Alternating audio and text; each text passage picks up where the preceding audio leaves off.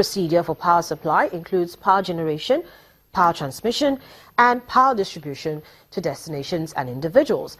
But it also is becoming increasingly common to find that electricity meters, prepaid or conventional, are being bypassed by occupants of properties, be they commercial or residential. And it doesn't matter whether high or low income, you find that happening a lot. Power theft is one of the most prevalent issues which not only cause economic losses but also irregular supply of electricity.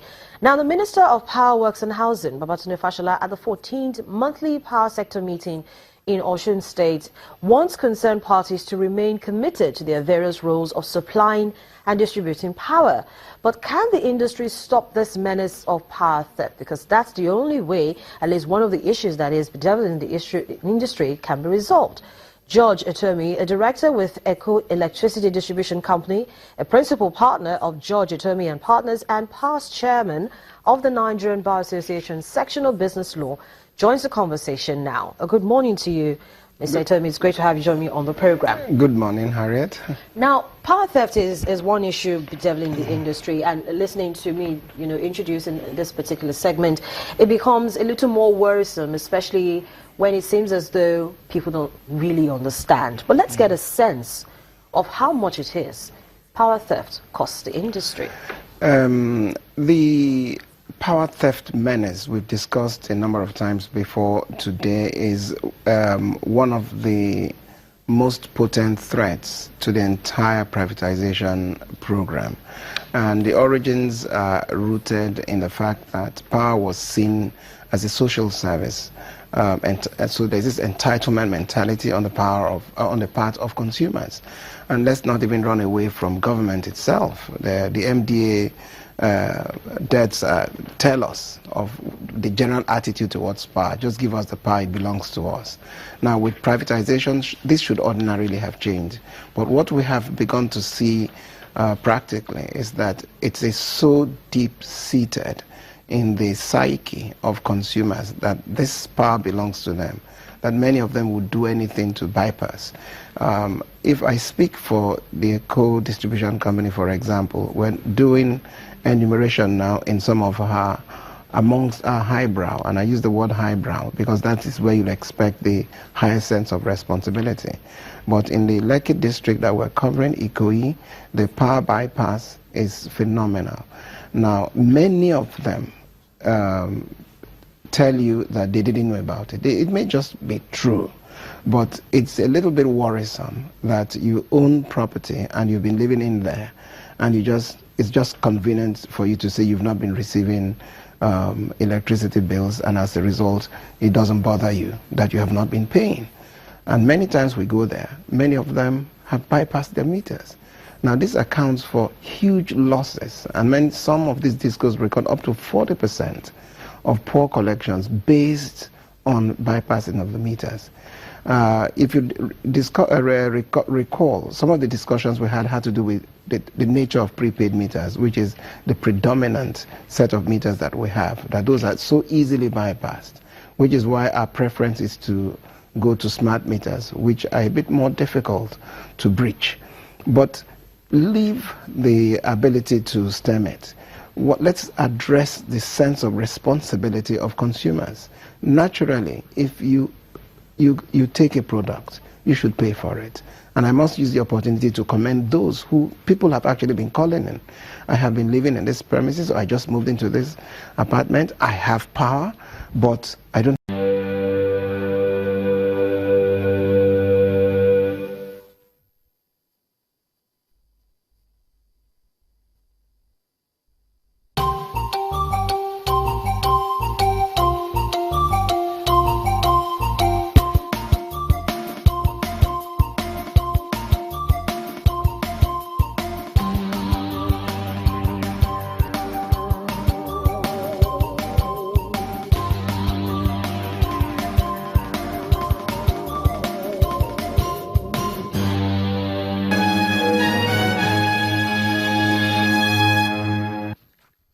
Welcome back. You're watching Business Morning on Channels Television. My next guest is Oji Udemezue, who is a financial consultant and chartered banker and Chief Executive Officer of Flame Academy and Consulting. We're focusing on developments in Nigeria's currency market. So good morning to you, Mr. Udemezue. Thank you so much for joining me on the program. Good morning, Harriet. So, thanks for inviting me. We're talking about the currencies market, and there's really nothing new because a lot has really been said about the central bank's constant intervention into the markets, and very recently giving the SMEs a window as well to access Forex because they've been crowded out by the larger firms. But what do you think about this intervention of the central bank into the FX market? Yeah, we've had this special intervention since mid-February up till now, and of course not substantially different from what we've had in the past 1 year since the central bank came up with the, then what we understood as managed float, of the currency. But I'm sorry to say that while the central bank is making effort to see how to stabilize the price of, the currency, or to, at least, beef up the strength of the currency, the continued special intervention, in the market, the continued use of our external reserve funds to intervene in this market will eventually hurt this economy. Anytime you do special allocation of foreign exchange to different sectors of the economy, you end up worsening the economy, damaging economic growth and development, than what you, stand to achieve. Okay, let me just come in here. Do you think that the central bank is selling dollars with a purpose? I don't understand what you mean by purpose here. The whole idea is that talked about, we have a supply gap. Okay, let me just explain.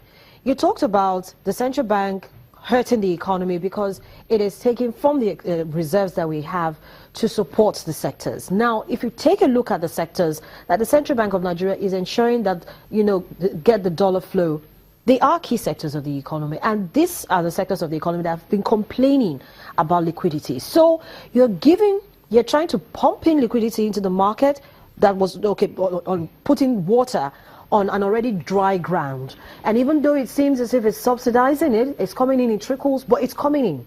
Not as much as they want, but at least it's coming in. So that's why I asked that question. Do you think that the Central Bank of Nigeria is selling dollars with a purpose? Well, it seems as if they're trying to solve a problem. But my own is that if you have a cancer, or if it's a cancerous situation in a body, like in the Nigerian economy, as it is now, the ultimate solution is not to just keep administering analgesic to kill the pains, while the core problem is still there. The real problem we have is that we don't have enough supply of, foreign, currency to support the amount of importation that we do in our economy, the amount of consumption that's going on, and even now the amount of speculation that's also going on. So that's the problem. And the concern here is that will the Nigerian Central Bank continue to stand, in this position as the near sole supplier of foreign exchange, in this economy? That's the key problem. Are we certain that this special intervention is sustainable over a long time? And I can assure you it is not. And that's the central message I have here.